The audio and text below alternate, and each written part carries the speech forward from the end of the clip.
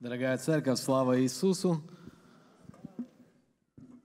Благодарен вам, хотел вас поблагодарить. Мы буквально несколько недель назад выезжали, имели встречу, планировали следующий год библейской школы, который будет начинаться у нас с месяца января.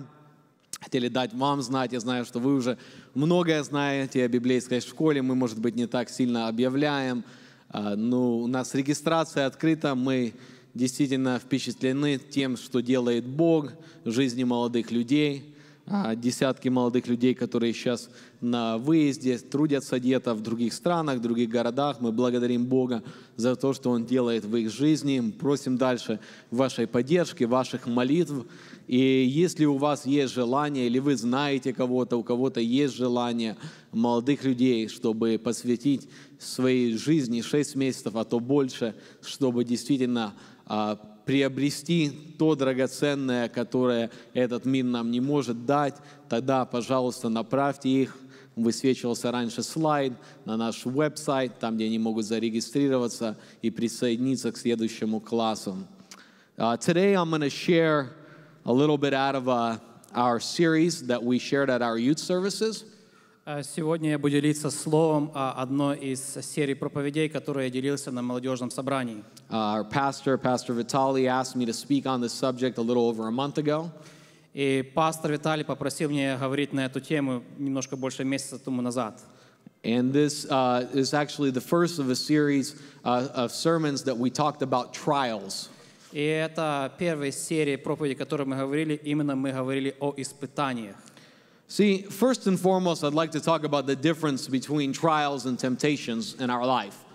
Вначале я хотел бы поговорить о разнице между испытаниями и искушениями. I feel like sometimes we get these two confused. И я так чувствую, что очень часто мы неправильно, не до конца понимаем разницу между этими. So, for example, I'd like to draw a picture of a temptation that we fall into. И сначала я хочу поговорить о искушениях, в которых мы часто впадаем. See, temptations is when we have a desire, a fleshly desire, Искушение, когда у нас есть плотское желание to do something that is not right. делать то, что не является праведным. So, for example, you're driving down the road.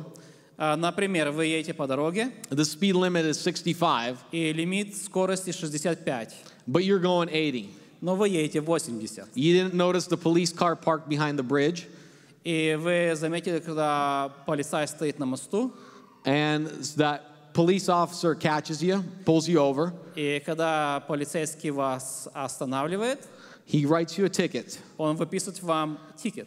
At this time, you're going through a financial crisis in your life, and the last thing you want to do is pay $300 extra for this ticket. Но в этот момент у вас очень большие проблемы финансовые, и последнее, что вы хотели делать, это потратить $300 на этот штраф. And so you cry out to God, И вы потом взываете к Богу, because right then you feel like you're in the midst of a trial. потому что вы чувствуете, что вы попали в определенное испытание. But really, you just fell to a temptation. Но по-настоящему вы впали в искушение.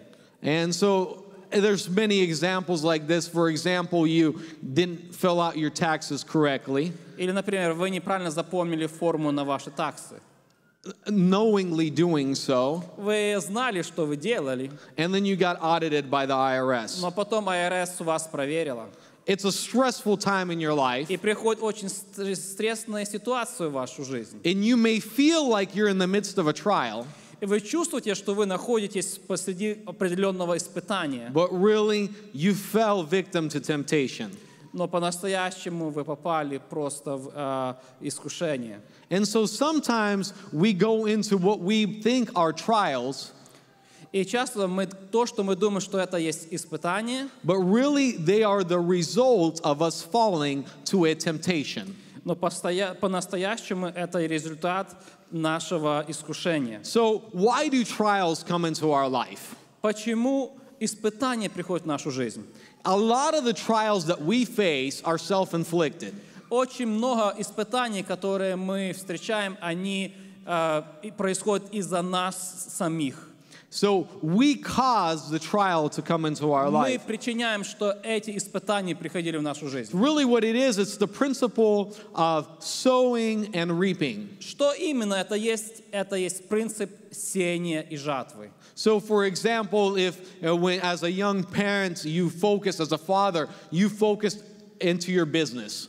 И, например, как молодые родители, как молодой отец, очень сильно мы фокусируемся на бизнес, чтобы принести Or деньги your в семью. work, the finances that you need to bring in the family. Мы работаем, чтобы принести достаточно финансов в нашу семью. And the cost of this investment was the fact that you didn't spend time with your children. Но цена, которую мы платим, это то, что мы недостаточно проводим время со своими детьми. So as you get older, И когда уже человек стоит старшим, and you may analyze your family and your life and your relationship with your kids, и когда вы анализируете свою семью, ваши отношения со своими детьми, and cry out to God, wondering why my relationship with my children is not the way I want it to и be. потом мы взываем к Богу и говорим: Боже, почему мои отношения с моими детьми не такими, какими они должны были быть? See, the result of the relationship with your children is directly influenced by what you invested your life И into. результат отношений между тобой и твоими детьми — это прямая связь, то, что ты делала раньше, как ты провел свое время с детьми. If you didn't invest into your children when they wanted to spend time with you, Когда ты не влаживал свое время своими детьми, когда они нуждались в твоем времени, it's going to be very hard to force them into a relationship when they no longer want it. и это будет очень трудно заставить их иметь с тобой отношения, когда они уже больше не хотят с тобой проводить время. And so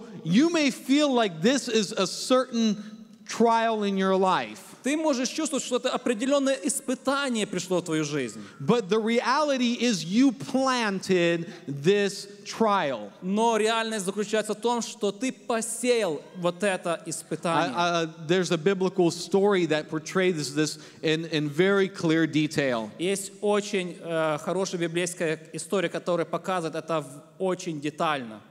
See, this story shows that good, godly people Эта история показывает, что хорошие Божьи люди can sometimes bring trials into their lives that are unnecessary. могут сами привести в свою жизнь испытания, которые не нужны были в нашей жизни. This story is the story of King David. Это история царя Давида. There was a moment where King David wasn't doing what he was supposed to do. Был момент, когда царь Давид делал то, что он не должен был делать. In fact, the beginning of the chapter where the story is told, И даже начало той главы, в которой говорится эта история, in the book of Samuel, это в книге, это книга Царств. the beginning of the chapter starts with in the time when kings went to war. И там начинается так: время, когда царь пошел на войну. So in the time when kings went to war, David stayed home. И именно тогда, когда царство было в военном положении, Давид остался дома. So he wasn't doing what he was supposed to be doing at the time. Он не делал то, что он должен был делать в то время.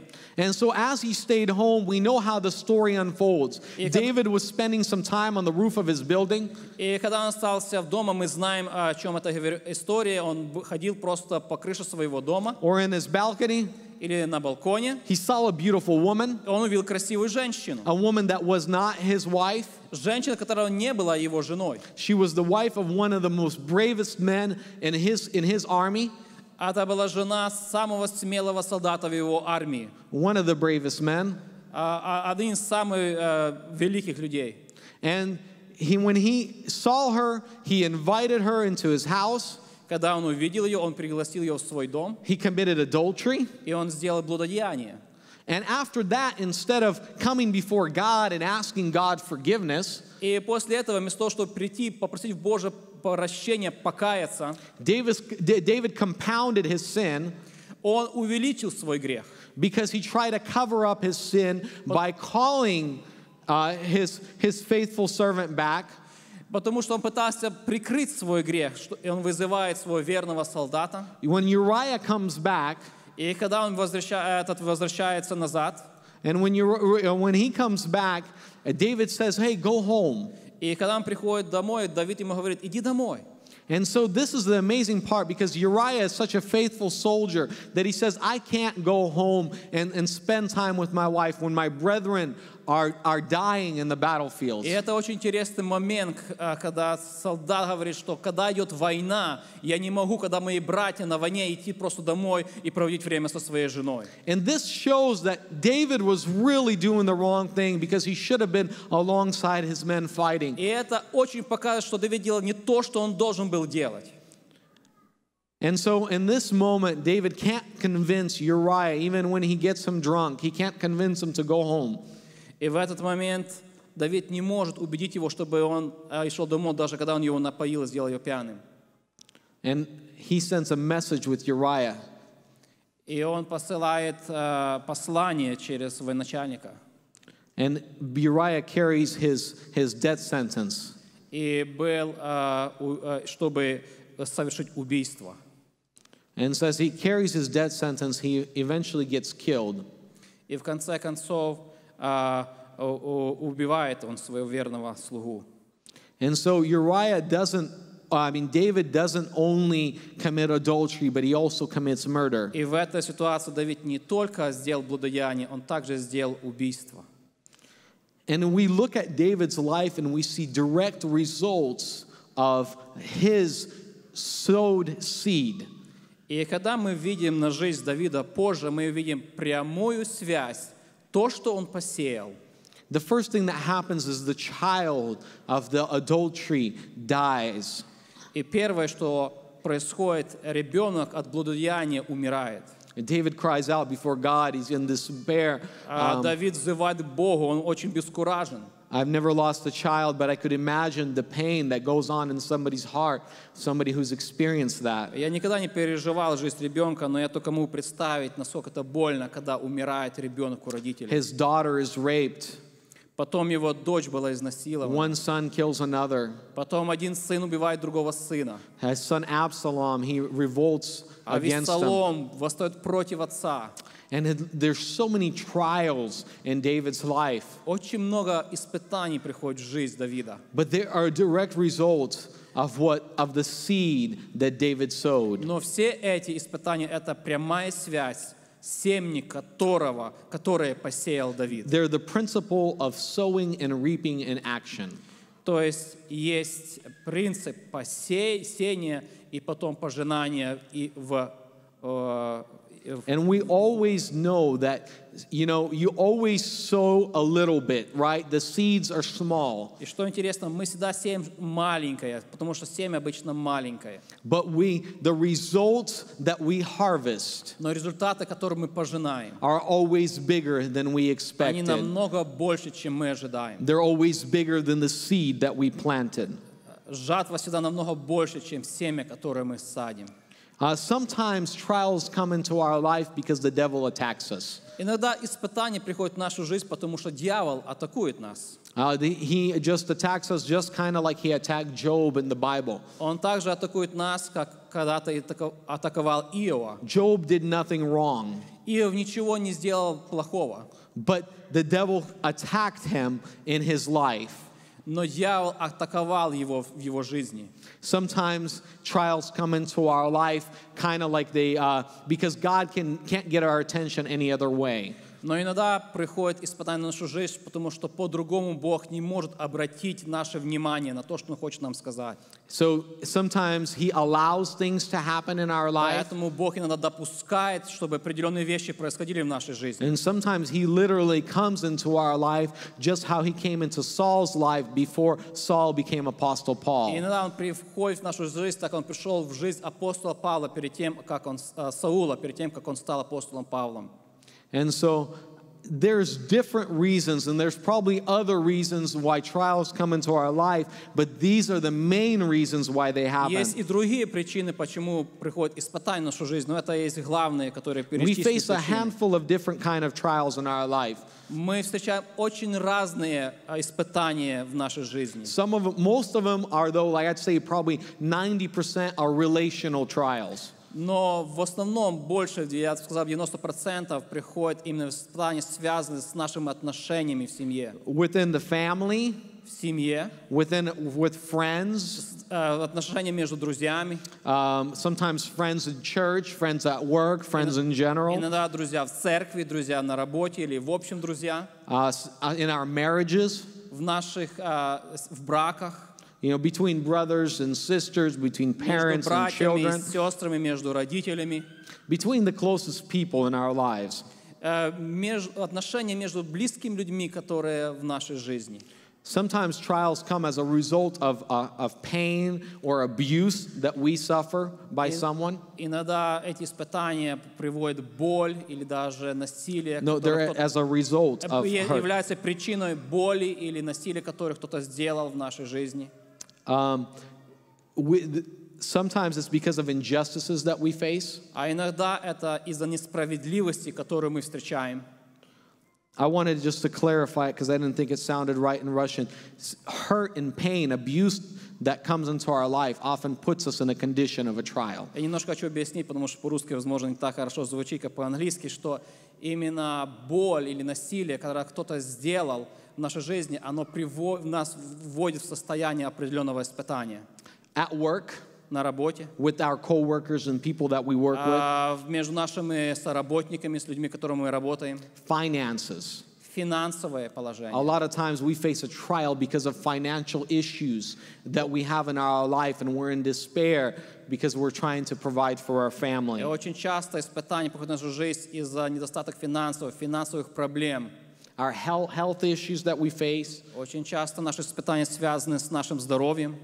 Losses that we have, maybe a loss of life or a loss of something important in our life. Потери в нашей жизни, или если кто-то умер в нашей семье, или другие потери. Spiritual attacks. Духовные атаки. Where we feel alone. Когда мы чувствуем одиноко. We feel like God's not close. Мы чувствуем, что Бог далеко от нас. That God doesn't hear us. Что Бог не слышит наши молитвы. All kinds of difficult situations where we feel hopeless and alone. И другие разные тяжелые ситуации, когда мы чувствуем безнадежно и одиноко. But what does the Bible say about facing trials? Но что Библия говорит, когда мы встречаем разные испытания? And this is really what my sermon is about today. И именно моя проповедь сегодня об этом. James chapter 1 from verse 2. Послание Иакова, 1 глава, начиная с 2 стиха. Consider it pure joy, my brothers and sisters, whenever you face trials of many kinds. Написано: «С великой радостью принимайте, братья мои, когда впадаете в различные искушения». Because you know that the testing of your faith produces perseverance. Знаю, что испытание вашей веры производит терпение. Let perseverance finish its work, so that you may be mature and complete, not lacking anything. Терпение же должно иметь совершенное действие, чтобы вы были совершенны во всей полноте, без всякого недостатка.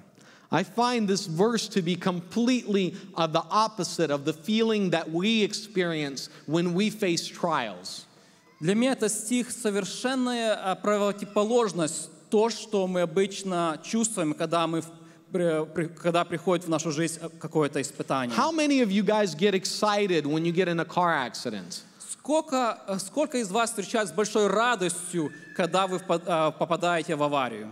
How many of you guys consider it pure joy when you have financial crisis in your life? Сколько из вас испытывают просто чистую радость, когда у вас проблемы финансовые? How many of you guys consider it pure joy when in your family you're going through a trial because maybe your children are not serving God? Сколько из вас очень сильно радуются, когда видят, что ваши дети не служат Богу? How many of us experience pure joy when we face a trial? Сколько из вас испытывают большую радость, когда в вашу жизнь приходит определенное испытание? See, the reason that James says we should consider it pure joy when we face a trial. Причина, почему апостол Иаков говорит, чтобы мы испытывали радость, когда приходит в нашу жизнь определенное испытание, is because he shows that there is a purpose to every trial. Потому что он покажет, что есть определенная цель испытания, которое приходит в нашу жизнь. See, For example, how many of you guys work? I'm assuming a lot of people here. Давайте представим, вот когда вы тяжело работаете на работе. Some of you may not like your job. Возможно, вы не любите свою работу. But if you work and you get a paycheck, Но когда вы работаете, получаете денежное вознаграждение, feels good. чувствуете себя неплохо. And so even if you don't like your job, Даже если вы не любите свою работу, you are excited about having a job но вы довольны, что вы имеете работу, because your job has a purpose. потому что ваша работа имеет смысл. Money fills your bank account. Потому что ваш аккаунт в банке наполняется определенной суммой денег. You're able to drive a nice car, Вы можете ехать на хорошей машине, buy yourself clothes, куплять себе хорошую одежду, live in a house, жить в хорошем доме and put food on the table. и иметь пищу на своем столе. Well, now, do you guys ever remember working and not getting paid? Вы когда-нибудь помните тот момент, когда вы работали и не получали никакой зарплаты?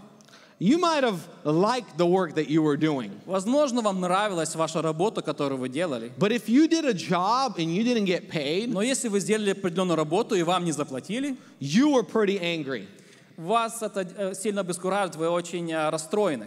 You were probably thinking about it for weeks or months. И вы можете думать недели, даже месяцы. Why did I waste my time? Почему я трачу свое время? I could have spent time with my kids or my friends or on vacation. Я мог бы провести время со своими детьми, своими друзьями или на какой-то в отпуске. But instead I worked away and got nothing for it. Но вместо этого я работал и ничего за это не получил. See, when we do something with a purpose, Когда мы делаем это с определенной целью, it becomes easy. тогда это встает очень легко. But when we do something and there's no purpose, Но когда мы что-то делаем и нет никакого смысла в этом, it sucks any joy that there is in the activity. и вот это останавливает любую радость, которая связана с этой It's активностью. the way a human is created. Это так построен человек. And what the devil wants to do is that when you face a trial, И что дьявол хочет сделать, когда вы встречаете определенное испытание, is he wants you to think that the trial is all about pain and suffering. он хочет, чтобы вы думали, что испытание, это все, что связано с испытанием, это боль, переживание. He doesn't want you to see that God has a purpose and a plan for your trial. Он не хочет, чтобы ты видел, что Бог имеет цель и смысл в испытании, которым ты проходишь. See, the only way that you can experience joy in your trial Единственное, что когда ты можешь испытывать радость в испытании, is when you understand that God has a purpose for your trial, когда ты понимаешь смысл, который Бог вложил в это испытание. and that God can take something that's ugly and that's broken and that hurts, И Бог может взять то, что некрасивое, то, что сломанное, то, что причиняет боль, and make something beautiful out of и it. с этого сделать что-то красивое. There's another story in the Bible. It's the story of Joseph. Есть еще одна история в Библии, это история об Иосифе. This man faced so much injustice in his life. Этот человек встретил столько несправедливости в своей жизни. Unlike David, he did nothing to deserve it. По сравнению с Давидом, он ничего плохого не сделал, чтобы заслужить через что он прошел в своей жизни. His brothers, they basically traded him in. They wanted to kill him, but God's mercy saved his life. Его братья продали его, и только по Божьей милости его жизнь была сохранена. The closest people, imagine, the closest people in your life, Самые близкие люди, представьте, самые близкие люди в вашей жизни, they want you dead. они хотят, чтобы вы были мертвые. They hate you with a passion. Они ненавидят вас. You can't understand why. Вы не можете понять, почему. What did I do? Что я такого плохого сделал? What is wrong with me? Что происходит со мной, что неправильно со мной? Why am I hated by the people that are supposed to love me? Почему люди, которые должны любить меня, ненавидят меня? But the interesting thing is Joseph, he remains faithful to God. Но интересно, что Иосиф, он оставался верным Богу. And he continued to suffer injustice. И он все равно продолжал встречать несправедливости в своей жизни. He lives in Potiphar's house where he's faithful. Он жил в доме тюремного начальника, и он был ему также верный.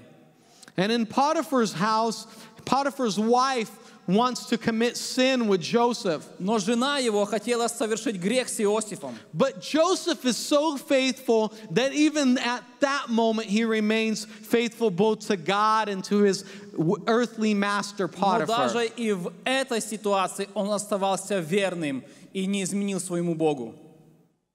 Eventually he ends up in prison where Joseph again is faithful to И в God. конце он оказался в тюрьме, и даже в тюрьме он оставался верным Богу.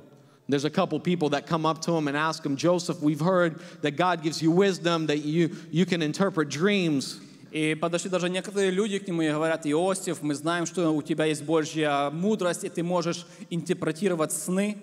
And at this moment, Joseph interprets the dreams of these two men, and one of them, he says, hey, when you make it back to the Pharaoh, to the king, remember me. И когда Иосиф объяснил сновидение этим людям, и одному из этих людей он сказал: пожалуйста, вспомни меня, когда ты будешь обратно перед фараоном. And this man forgets about him Но also. этот человек все забыл о Иосифе. At this point, you would think Joseph is just fed up with life. И в этот момент можно подумать, что Иосиф просто застрял и попался в своей жизни. That there is no good God that's ever going to save Joseph. Что нету хорошего Бога, который мог бы спасти Иосифа. That life is not fair. Жизнь несправедливая. And all trials are about pain and suffering. И все испытания, которые он проходил, он только пережил боль и страдания. But see, God had a purpose for Joseph. Но Бог имел цель для Иосифа. Joseph's purpose was to lead a nation and save his people. Цель для Иосифа была, чтобы он спас своих людей. He saved an entire nation, which Он later спас became целую Israel. нацию, и так туда пришли его братья. Through Joseph's trials, God elevated him. Через его испытания Бог поднял его. Look, our trials are not unique. Наши испытания, они не являются уникальными. Yes, they may be different from person to person, but in general, they all come down to the same thing. Да, они могут отличаться от человека до человека, но в общем они все приводят к одному. All trials are difficult, and all of us face them. Все испытания тяжелые, и все их должны пережить. I feel that there's not a single family that at some certain season doesn't go through a difficult time. Я верю, что нет ни одной семьи, которая бы не пережила какой-то тяжелый момент в своей жизни. But God's purpose in every trial for you is unique. Но Божья цель в твоем испытании уникальная. He wants to do something unique and special in your life in that trial. Он хочет сделать что-то уникальное и специальное, что-то в твоей жизни. And it's really important to recognize His purpose. И это очень важно узнать цель этого испытания. And allow Him to use that trial to take you to a great place. И позволить Богу через это испытание, чтобы ты попал в другое место. Before we finish, I wanted to quickly say a couple things that you should be doing during your trial. Перед тем, как мы закончим, хочу сказать несколько вещей, которые вы должны делать во время своих испытаний. First of all, the place of a trial should be the place where you build a closer relationship with God. Самое первое, место твоих испытаний, это место, где ты должен строить близкие отношения с Богом. This is not a place where you should run away from God.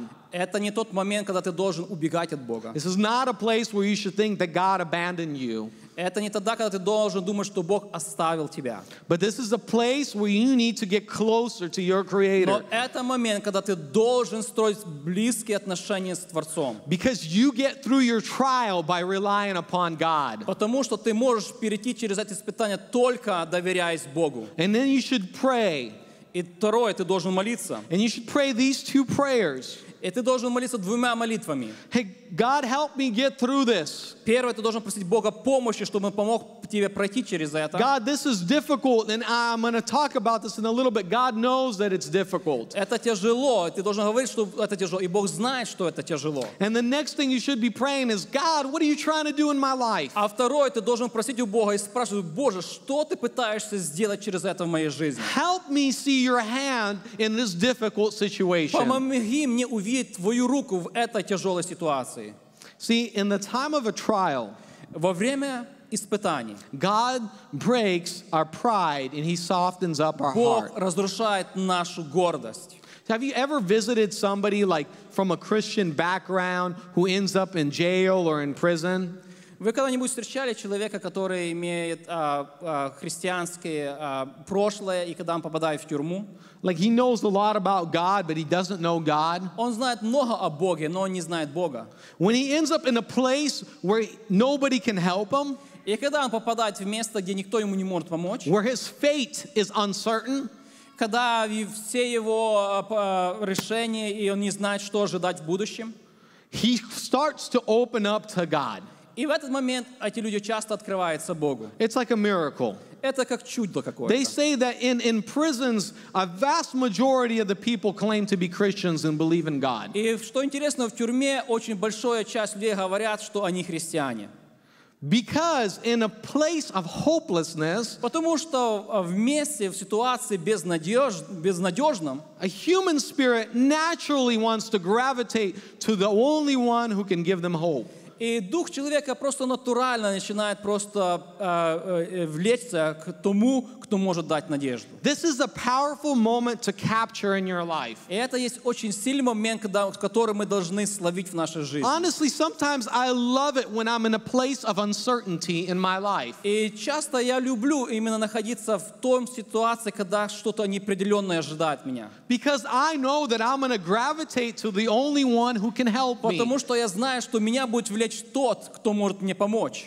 And so in this situation, it's very important to open up your heart to the one who can change it. И в этой ситуации очень важно открыть свое сердце для того, кто может изменить всю эту So that ситуацию. in your trial, God can do something good in your heart. И во время испытания Бог может произвести что-то хорошее внутри вашего сердца. And I want you to understand that you're not alone in your trial. И я хочу, чтобы вы поняли, что вы не одиноки в вашем испытании. The devil wants you to think that you are alone. Дьявол хочет, чтобы вы думали, что вы одиноки. But I want to tell you that Jesus faced trials. Но я хочу вам сказать, что Иисус переживал испытания. He knows what you are going through. Он знает, через что ты проходишь. If there's anybody who ever felt alone, it was Jesus Christ when he was on the cross. И единственный, кто был одиноким в испытании, это Иисус Христос, когда Он был на кресте.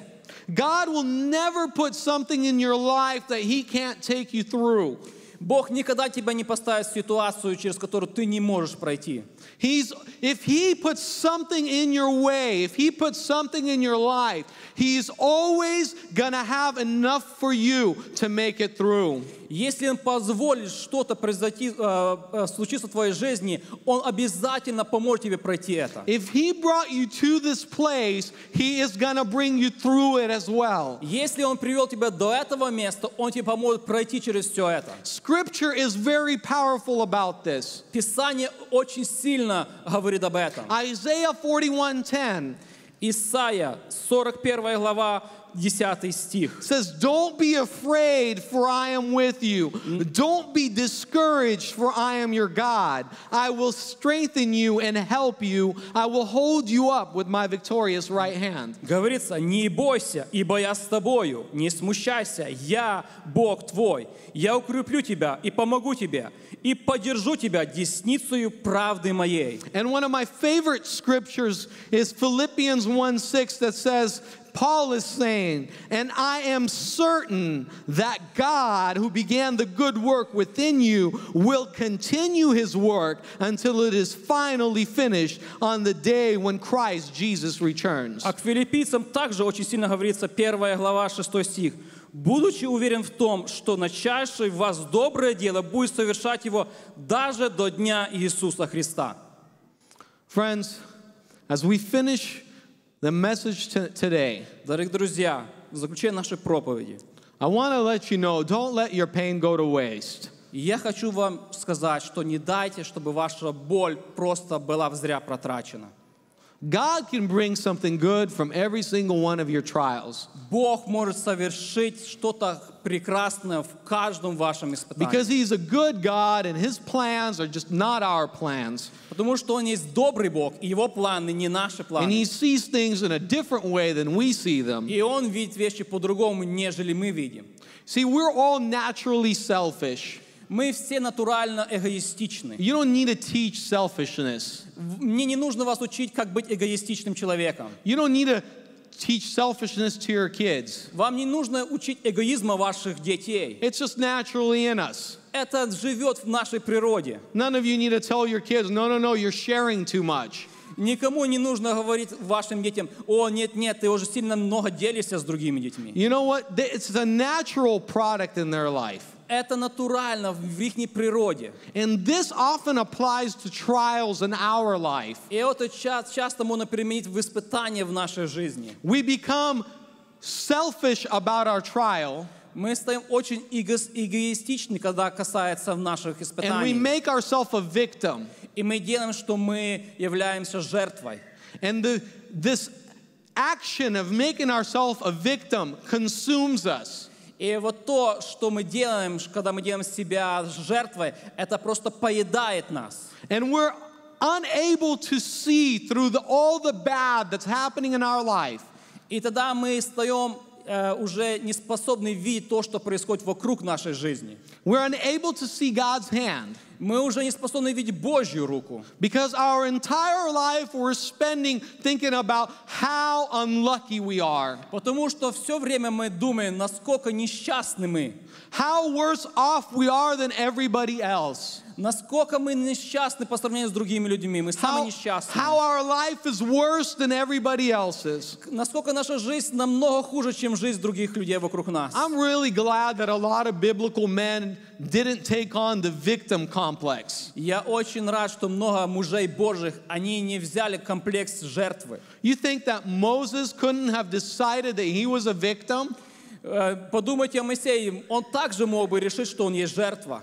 He loses his position of royalty. Он потерял свою позицию в царстве. Spends 40 years in exile. Тратит 40 лет в пустыне. Thinking like, God, my life's just going to waste. И он может сказать: Боже, моя жизнь просто зря I протрачена. had so much opportunity and I did nothing У with меня it. было столько возможностей раньше, а теперь я ничего с этим не могу сделать. David could have decided he was a victim when he was running from Saul, who wanted to kill him unjustly. Давид также мог бы себя посчитать жертвой, когда он убегал от Саула, который хотел убить его. Friends, there was a lot of biblical men who could have made themselves victims. Есть очень много мужей Божьих, которые могли бы себя сделать жертвой. But instead, they decided to see what God's hand was doing Но in their вместо life. этого они решили посмотреть, что Бог желает сделать через эти испытания в Don't их miss this жизни. opportunity. Не потеряй эту возможность. God can use your trial to do something great in your life. Бог использует твои испытания, совершить что-то великое в твоей жизни. And not only in your life, Не только в твоей жизни, but in the lives of the people that surround you. но и в жизни людей вокруг тебя. Friends, we're going to pray right now. Дорогие друзья, мы сейчас будем молиться.